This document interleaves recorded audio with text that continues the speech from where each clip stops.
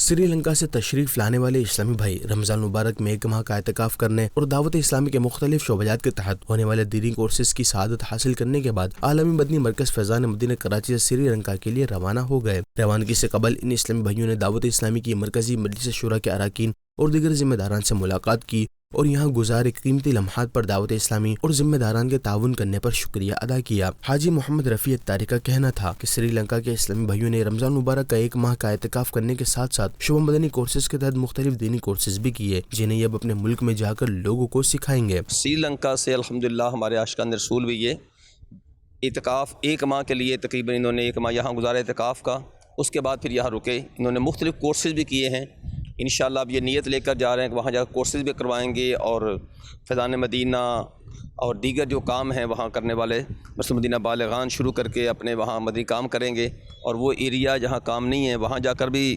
انشاءاللہ یہ کام کریں گے۔ ان میں کئی علماء بھی ہیں، انشاءاللہ انہوں نے نیت ہے ان کی کہ انشاءاللہ اپنے علاقے میں دعوت اسلامی کو فروغ دیں گے۔ سری لنکا کے اسلامی بھائیوں کا کہنا تھا کہ رمضان مبارک کی مبارک ساعتیں عالمی مدنی مرکز فیضان مدینہ میں گزاری، جس میں بہت کچھ سیکھا۔ امیر اہل سنت دامت برکاتہم العالیہ سے ملاقات کی سعادت بھی پائی۔ انشاءاللہ الکریم سری لنکا میں جا کر دعوت اسلامی کے دینی کاموں کو پھیلائیں گے۔ اعتکاف کیا اور اعتکاف کے بعد انہوں نے مختلف کورسز بھی کیے اور ان کے جذبات ہیں کہ ہمیں یہاں پر آ کے بہت مزہ آیا، بہت کچھ سیکھنے کو ملا۔ ہمارے ماشاءاللہ عز و جل میں یہاں پر اعتکاف کے لیے آیا، اتنا ماشاءاللہ یہاں پر اتنے تعداد میں اسلامی بھائی اعتکاف میں بیٹھے ہوئے تھے، ان کو بڑی خوشی ہوئی۔